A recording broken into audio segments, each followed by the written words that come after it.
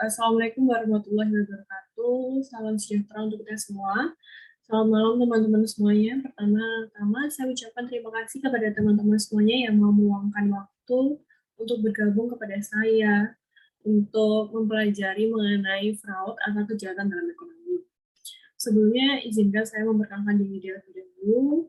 Nama saya Fesalisa Putri. Saat ini saya berkuliah di Universitas 11 Maret dengan program studi akuntansi transfer. Dan pada kesempatan kali ini merupakan video pembelajaran guna memenuhi tugas mata kuliah akuntansi forensik dan audit investigasi. Dan pada kali ini, saya akan memaparkan mengenai strategi pencegahan fraud melalui penguatan internal kontrol dalam UMKM atau perusahaan. Oke, next. Agenda hari ini kita akan membahas dua topik utama, yaitu apa itu fraud dan bagaimana cara pencegahan fraud sendiri. Yang dimana saya akan mendukung secara teoritis atas pencegahan dari fraud. Fraud sendiri di Indonesia sendiri itu sudah menduduki peringkat pertama. Jadi dalam survei yang dilakukan oleh Associate of Certificate Fraud Examination bahwa ranking jumlah kasus fraud di Indonesia itu pada tahun 2020 sendiri mencapai sebanyak 36 kasus. Di dalam Asia sendiri, nah di dalam Asia dan negara-negara lainnya di seluruh dunia itu Indonesia tuh menduduki peringkat pertama, justru menduduki untuk kasus fraud terbanyak. Oleh karena itu, ini menjadi suatu kekhawatiran bagi saya, makanya kita harus banyak-banyak mengkaji bagaimana kita mendeteksi suatu fraud dan bagaimana cara kita melakukan pencegahan atas suatu fraud tersebut.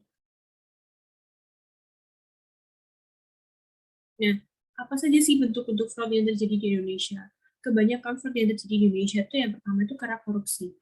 Jadi, gambar yang teman-teman lihat sendiri ini tuh adalah survei yang dilakukan oleh ACFA, Indonesia pada tahun 2019 yang menunjukkan korupsi itu pada persentase terbesar. Sebanyak total kerugiannya itu sebanyak 373 triliun atau 73 miliar dengan persentase kasus 69,9%. Lalu ada penyalahgunaan aset dengan persentase 20,9%, dan yang terakhir itu mengenai fraud atas laporan keuangan sebesar 9,2%. Oleh karena itu, untuk mengenali bagaimana cara strateginya untuk melakukan pencegahan, kita harus mengenai dulu apa itu fraud sendiri. Jadi fraud ini didefinisikan sebagai penipuan yang disengaja dengan menyembunyikan atau salah mengartikan informasi yang berakibat membahayakan kepentingan keuangan orang lain dan menguntungkan kepentingan keuangan pelaku. Untuk teori yang mendukung dari fraud sendiri itu yang pertama adalah teori The Fraud Triangle Theory. The Fraud Triangle Theory ini didasarkan pada asumsi-asumsi yang dijelaskan oleh James Theory. Dalam agency teori, dalam literatur ekonomi dan Stewart teori dalam literatur psikologi, teori-teori ini berasumsi bahwa manusia akan berperilaku opportunities untuk memaksimalkan utilitasnya. The Fourth Triangle Theory sendiri oleh Tracy itu dijelaskan bahwa setiap tindakan, termasuk penipuan, memiliki alasan. Jadi, fraud sendiri itu adalah setiap tindakan ilegal yang mengandung penipuan, penyembunyian, atau penyalahgunaan kepercayaan. Tindakan tersebut tidak terbatas pada ancaman atau pelanggaran berupa kekerasan fisik. Fraud dapat dilakukan oleh pihak dan organisasi untuk mendapatkan uang, aset, atau layanan yang menghindari pembayaran atau kehilangan layanan untuk mendapatkan keuntungan pribadi ataupun bisnis. Nah, selanjutnya, Tracy sendiri itu juga pernah berhipotesis gitu, bahwa ada 3 faktor pendukung dari fraud untuk merusak kepercayaan dan melakukan penipuan. Ketiga faktor itu saling berkaitan dan harus ada bagi seseorang untuk melakukan tindakan fraud sendiri. Faktornya yang pertama adalah insentif atau tekanan yang menciptakan kebutuhan seseorang untuk mau melakukan kecurangan. Biasanya berupa kebutuhan finansial yang tidak dapat dibagi memberikan. Lalu yang kedua itu ada peluang yang memungkinkan pelaku melakukan tindakan kecurangan, dan yang ketiga itu adalah kemampuan merasionalisasi. Sebelum melakukan kecurangan, penipu mencari alasan untuk memberikan pembenaran dan atau untuk memberikan kesan bahwa pelaku curang yang dilakukan adalah benar.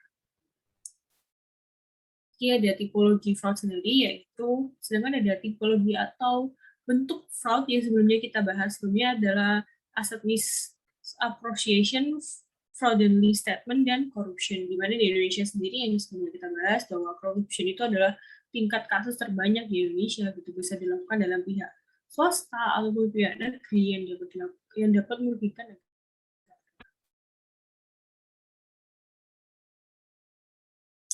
Lalu yang kita lihat sekarang ini di layar yaitu mengenai fraud tree. Jadi, the Association of Certificate Fraud Examination itu membuat suatu klasifikasi yang disebut dengan fraud tree, yaitu suatu sistem, suatu klasifikasi mengenai kemungkinan kecurangan yang dilakukan oleh karyawan yang ada di dalam suatu perusahaan. Secara umum, klasifikasi yang dilakukan itu terbagi menjadi 3. Corruption, penyimpangan atas aset atau asset misappropriation, lalu pernyataan palsu atau fraudulent statement. Untuk korupsi sendiri itu merupakan tindakan yang dilakukan biasanya oleh satu atau lebih orang dan saling menguntungkan. Dan sebenarnya korupsi itu terbagi lagi gitu. Yang pertama itu adalah konflik on interest atau konflik kepentingan gitu.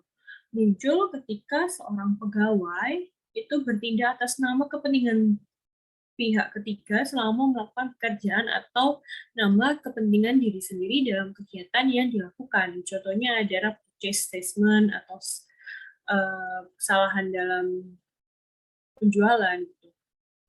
Lalu ada yang namanya penyuapan. Itu yang sering dilakukan oleh para pejabat di Indonesia sendiri, bahwa penyuapan sendiri itu melibatkan pemberian, penawaran, permohonan, atau penerimaan sesuatu yang berharga untuk mempengaruhi seseorang petugas dalam melakukan pekerjaannya. Menurut hukum, para petugas tersebut mungkin pekerjaannya oleh pemerintah atau pihak umum atau pihak organisasi. Contohnya adalah suap dalam faktur gitu. Salah satu bentuk penyuapan di mana si penjual mengikhlaskan sebagian dari hasil penjualannya, sedangkan persentase yang diikhlaskan itu bisa diatur di muka dan diserahkan sepenuhnya pada keikhlasan penjual. Gitu. Lalu yang ketiga itu mengenai contoh kasus mengenai illegal gratuitous atau persenan ilegal, merupakan pemberian atau hadiah yang merupakan bentuk terselubung dari penyuapan. Hal ini melibatkan pemberian, penerimaan, penawaran, atau permohonan sesuatu yang berharga karena tindakan resmi yang telah dilakukan. Sebenarnya ini mirip sekali dengan penyuapan, tetapi transaksinya terjadi setelah fakta pekerjaan tersebut telah dilakukan. Contohnya tuh yang sering kita lakukan itu hadiah perkawinan, hadiah ulang tahun, hadiah perpisahan. Gitu. Ada juga jenis korupsi yaitu pemerasan ekonomi. Merupakan menggunakan ancaman atau penggunaan kekuatan oleh individual atau organisasi yang mendapatkan sesuatu yang berharga. Item yang berharga itu dapat berupa aktiva, terlalu informasi atau kerjasama untuk mendapatkan suatu keputusan yang menguntungkan atas pekerjaan atau hal tertentu yang sedang ditangani.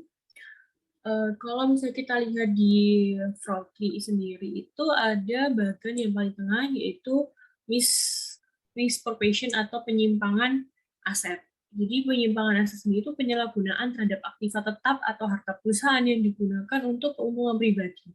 Jenis-jenisnya juga berbagai macam gitu. Ada tapi dibagi menjadi 2, yaitu berupa cash atau berupa inventory and all other asset. Untuk cash sendiri itu bisa dalam bentuk pencurian yang dilakukan pada perusahaan, gitu kan, terutama cash yang dekat dengan pegawai atau cash and on hand itu yang sangat rentan dalam kasus pencurian. ada skimming, lalu ada fraudulent disruption, terjadi ketika arus uang sudah terekam dalam suatu sistem gitu, mempunyai tanda awal terjadinya penyalahgunaan kas, yaitu meningkatnya pengeluaran ringan seperti biaya konsultasi atau biaya iklan, alat rumah pegawai sama dengan vendor dan sebagainya.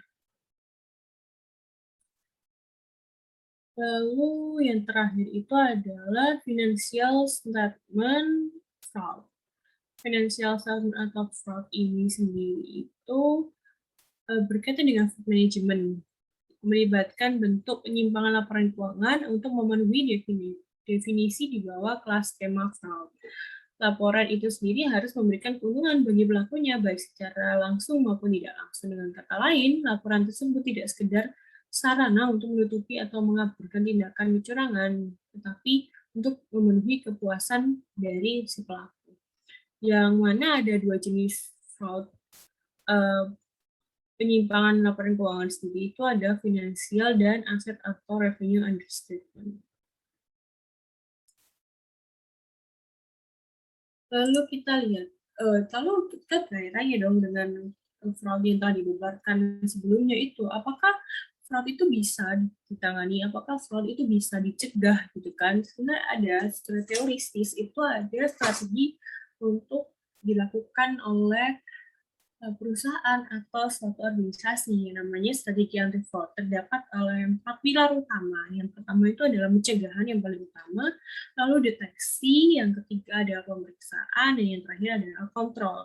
Dimana di dalam pencegahan yang kita bahas saat ini itu adalah titik awal perusahaan itu dapat melakukan pencegahan atau dapat melakukan deteksi awal supaya fraud itu tidak menjalar besar dalam perusahaan dan menghancurkan perusahaan tersendiri. Di dalam pencegahan sendiri itu ada yang namanya internal control atau pengendali internal. Gitu. Ada program-program sendirinya. Lalu ada fraud awareness, ada fraud risk assessment. Untuk deteksi, kita dapat melihat adanya namanya waste let go, terus surprise audit dengan surveillance system. Lalu dilanjutkan dengan pemeriksaan.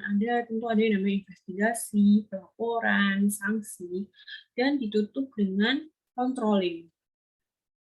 Jadi suatu sistem atau suatu organisasi tentu adanya kontrol ataupun pantauan, evaluasi, dan tindakan dan tindak lanjut. Untuk pencegahan sendiri, karena pada pembahasan kita kali ini kita berfokus pada pencegahan, sebenarnya itu ada beberapa kebijakan yang dapat dilakukan oleh suatu organisasi gitu kan. Yang pertama itu anti-fraud awareness gitu. Programnya itu dapat menyusun dan mensosialisasikan anti-fraud statement gitu dengan fraud zero tolerance policy. Lalu ada employee awareness program seperti seminar, diskusi, training, dan publikasi mengenai bentuk-bentuk fraud. Jadi hasil transparansi, hasil investigasi, terutama terfokus kepada pegawai. Program yang ketiga masih dalam kebijakan anti-fraud, yaitu Customer Awareness Program dengan pembuatan brosur anti-fraud atau sarana lain yang meningkatkan kepedulian dan kewaspadaan nasabah terhadap kemungkinan terjadinya fraud dalam perusahaan atau dalam kehidupan. Lalu ada kebijakan yaitu identifikasi kerawanan atau fraud risk assessment. Programnya dapat melihat dari area atau activity identification. Lalu yang kedua itu ada fraud risk identification. Lalu yang ketiga reporting dan program. Jadi satu perusahaan itu kan tentu memiliki resiko-resiko sendiri gitu dalam suatu menjalankan kegiatan sehari-harinya. Oleh karena itu setiap resiko itu tentu kemungkinan adanya fraud itu sangat besar. Oleh karena itu perlu diadakannya fraud risk assessment dengan mengidentifikasi suatu area atau aktivitas perusahaan dan mengidentifikasi risiko-risiko yang akan timbul serta ditutup dengan pelaporan dan mengupdate program-program yang dapat dilakukan. Lalu yang ketiga itu adalah know your employee atau mengetahui pegawai kita dengan cara pre-employee screening, dan yang kedua itu selection program rekrutmen, promosi, reputasi dari suatu pegawai itu perlu dilakukannya pembaruan kembali gitu dengan adanya screening di awal ketika rekrutmen atau dengan adanya promosi yang dilakukan, pemindahan, mutasi yang dilakukan itu mencegah terjadinya fraud-fraud kecil yang dapat dilakukan oleh perusahaan, dilakukan oleh pegawai gitu yang sebenarnya terlihat kecil, tapi akan merugikan suatu perusahaan ketika itu tidak ditangani dengan benar. Dan terakhir, kebijakan terkait mengenai implementasi sistem manajemen anti penyuapan yang dapat dilakukan melalui sertifikat SNI ISO 37001 tahun 2016.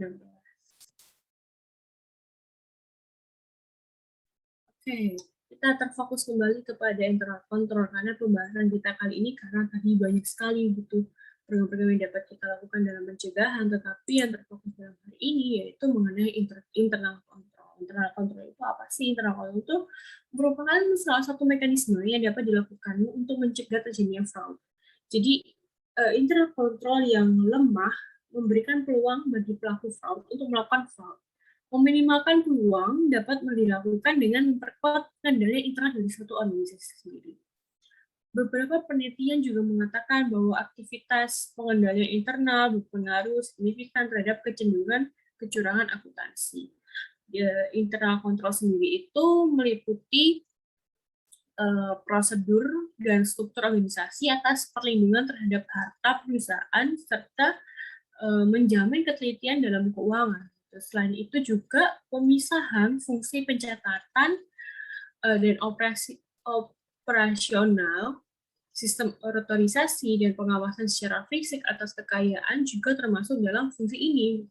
Sedangkan pengendalian administrasi itu meliputi prosedur, metode prosedur dan struktur organisasi atas usaha untuk menginvestigasikan kegiatan operasi perusahaan dan kepatuhan atas kebijakan pimpinan. Contohnya aja program pelatihan karyawan, pengendalian mutu, analisis statik, serta time and motion study. Jadi internal control itu sangat dibutuhkan dari perusahaan. Bahkan penguat core-nya suatu perusahaan itu perlu ada internal control yang baik, gitu.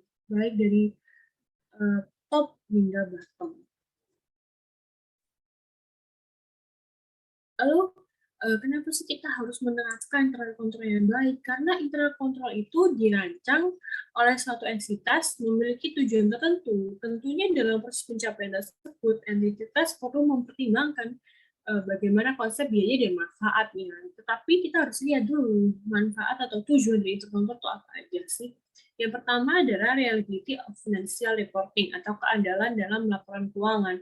Laporan keuangan itu merupakan media yang digunakan oleh manajemen dalam mengkomunikasikan kondisi perusahaan dan sebagaimana sarana pertanggungjawaban hukum dan profesionalitas manajemen terhadap pemangku kepentingan. Siapa pemangku kepentingan itu adalah investor, kreditor, masyarakat, pemerintah, gitu kan. Lalu ada yang namanya aktivitas operasional perusahaan yang efektif dan efisien. Internal control itu dimaksudkan agar kegiatan operasional entitas dapat berjalan secara efektif dan efisien dalam penggunaan sumber daya entitas, namun tujuan entitas itu dapat dicapai secara efektif. Jadi, goals dari suatu perusahaan itu adalah mencapai tujuannya, visi perusahaan, itu meningkatkan laba, tapi dengan menggunakan sumber daya yang efisien. Untuk tujuan yang ketiga itu adalah kepatuhan terhadap peraturan dan hukum.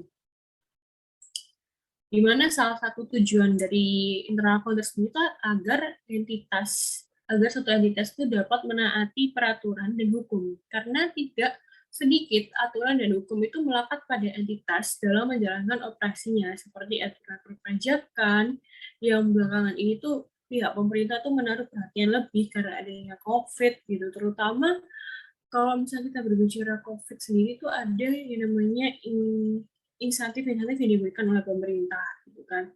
Dengan dilaksanakan intercounter yang tidak terjamin menjamin suatu entitas sepenuhnya dapat mencapai tujuan-tujuan tertentu di atas. Namun setidaknya intercounter dapat meminimalisir risiko terhadap penyalahgunaan atau kesalahan dalam operasional entitas.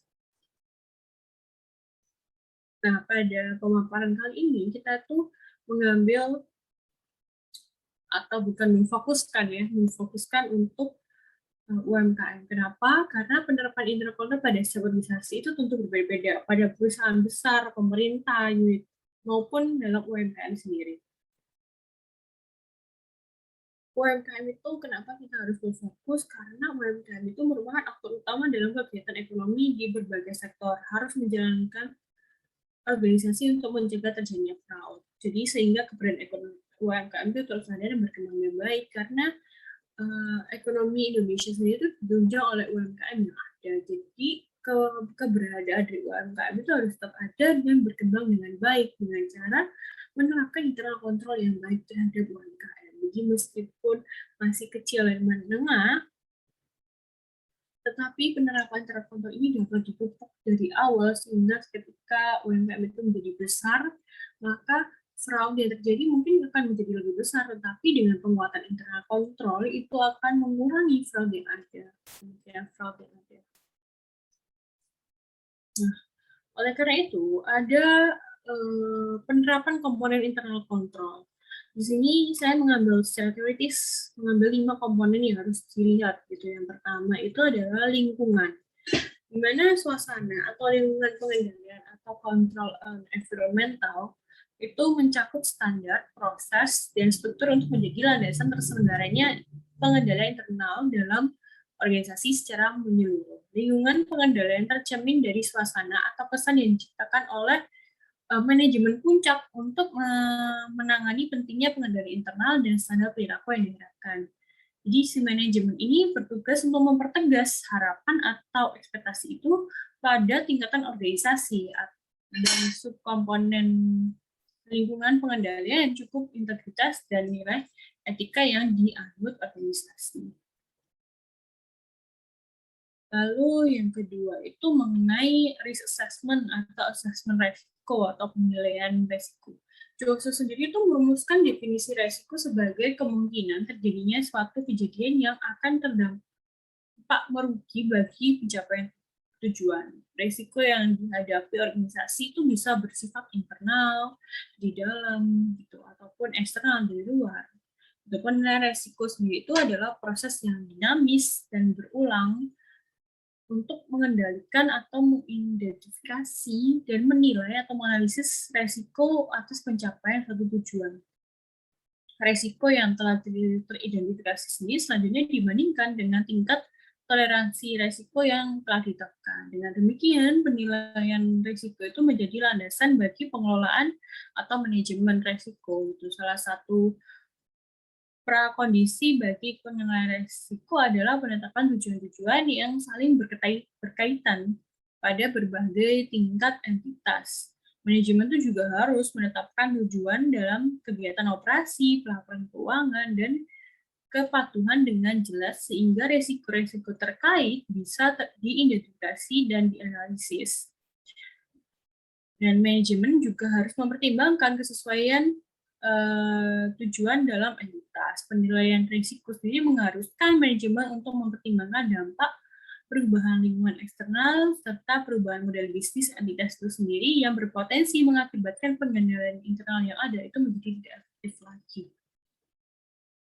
Komponen yang ketiga itu mengenai control activity, di mana suatu aktivitas pengendalian mencakup tindakan yang ditetapkan melalui satu set kebijakan atau program atau yang lebih dikenal dengan SOP gitu kan, untuk membantu memastikan dilaksanakannya arahan manajemen di atas dalam rangka meminimalkan risiko atas pencapaian tujuan.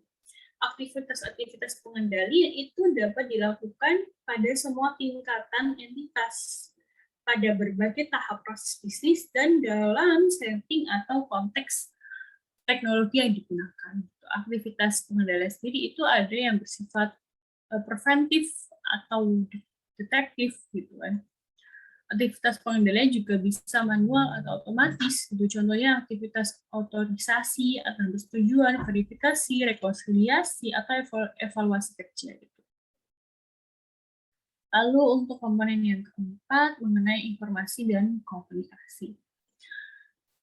Tidak dapat dipungkiri suatu entitas atau organisasi itu memerlukan informasi demi terselenggaranya tanggung jawab pengendalian internal yang mendukung pencapaian suatu tujuan. Manajemen harus memperoleh, menghasilkan, dan menggunakan informasi yang relevan dan berkualitas baik yang berasal dari sumber internal ataupun dari sumber eksternal untuk mendukung komponen-komponen pengendalian internal lainnya untuk berfungsi sebagaimana mestinya.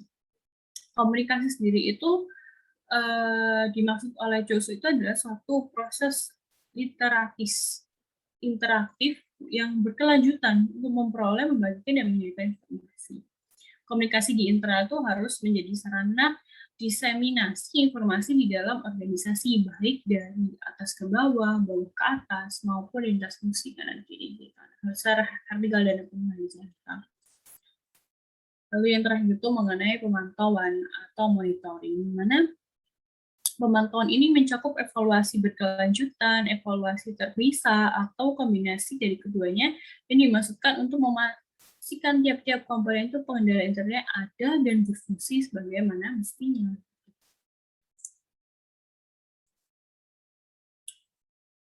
Lalu dengan melihat lingkungan pengendalian, ini merupakan hasil dari paper saya gitu kan mengenai 5 komponen yang dapat diterapkan oleh UMKM atau unit bisnis yang kecil gitu kan. Yang pertama itu kita harus melihat komponen lingkungan pengendali gitu. Komponen utama dalam pengendali internal itu karena lingkungan pengendali. Karena kenapa? Karena menjadi payung yang menaungi 4 komponen lainnya gitu. Jika lingkungan pengendali kurang memadai, maka keempat komponen lainnya itu akan menjadi kurang efektif. Pada lingkungan pengendali para UMKM itu dapat melaksanakan beberapa hal seperti penyusunan kode etik, kejelasan mengenai struktur organisasi, kebijakan dan implementasi melalui SOP perusahaan, komitmen yang dipegang teguh oleh pemilik dalam menjalankan usahanya, serta ketegasan mengenai wewenang dan tanggung jawab atas tugas karyawan. Jadi lingkungannya itu dari atas ke bawah harus benar-benar terorganisasi. Lalu mengenai komponen kedua, penaksiran resiko. Dalam penaksiran resiko sendiri, para pelaku UMKM dapat menjalankan usahanya dengan mengadakan dokumen yang berisi mengenai pernyataan atau arahan spesifik dapat dicapai, realistis, dan terkait waktu yang berhubungan dengan penaksiran resiko. Penaksiran resiko ini telah menjadi bagian dari aktivitas audit internal yang terus berkembang. Dengan penentuan resiko yang mencakup penentuan resiko di semua aspek organisasi dan penentuan kekuatan organisasi melalui evaluasi, maka diharapkan resiko dapat dihadapi dan diselesaikan dengan baik sehingga dapat menciptakan aktivitas pengendalian dengan ketepatan kebutuhan dari suatu UMKM.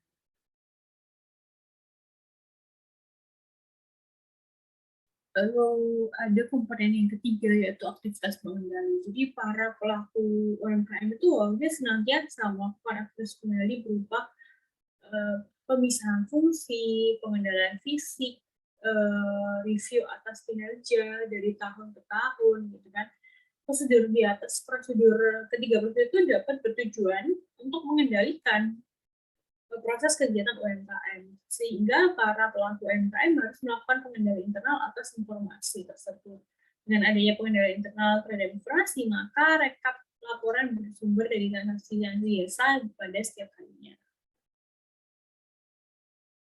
Lanjut pada informasi dan komunikasi bahwa rekap laporan dapat menginformasi dengan jelas akun-akun yang terlibat, sehingga data yang tersebut dapat digunakan dalam proses pengecekan antara catatan dengan barang jaminan yang disimpan perusahaan. Komunikasi juga harus dibangun antara pemimpin dengan karyawan.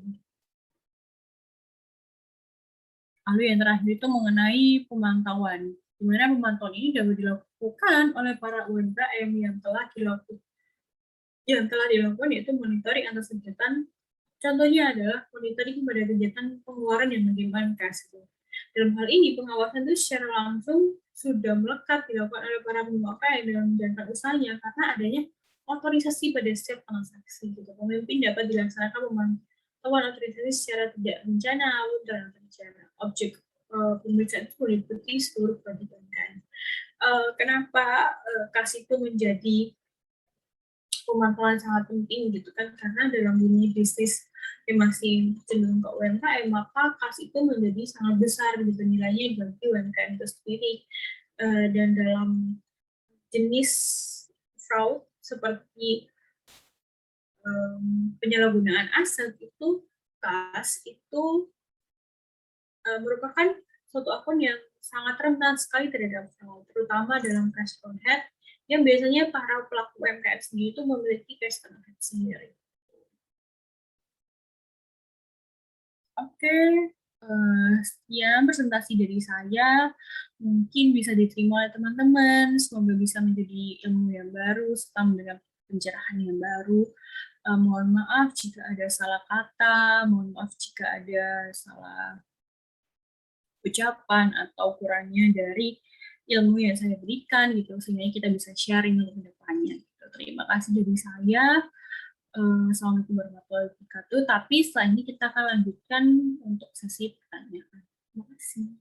Kita masuk ke sesi pertanyaan. Untuk teman-teman semuanya yang mau bertanya, silakan raise hand dan unmute untuk mengutarakan pertanyaan.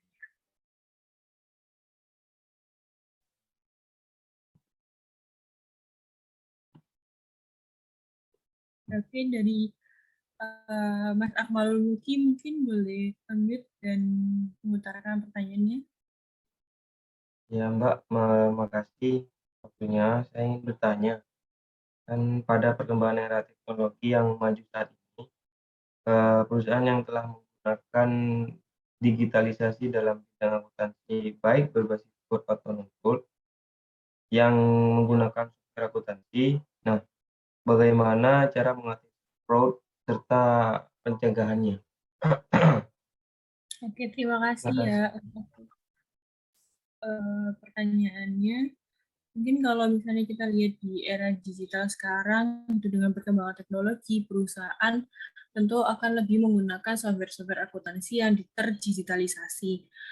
Ketika kita melihat penggunaan teknologi software akuntansi, bagaimana sebuah perusahaan itu dapat mendeteksi fraud? Kan pertanyaannya, perusahaan itu dapat melakukan kontrol yang dibuat pada saat software akuntansi tersebut dipasang atau diterima oleh perusahaan. Jadi perusahaan itu dapat bekerja sama atau menanyakan kepada tim IT, alat kontrol apa sih yang udah terpasang dalam software tersebut. Jadi kita sebagai pelanggan pada saat itu, kita jadi tahu dan kita jadi merasa aman mengetahui bahwa oh ternyata software ini memang sudah ada alat kontrol sendiri.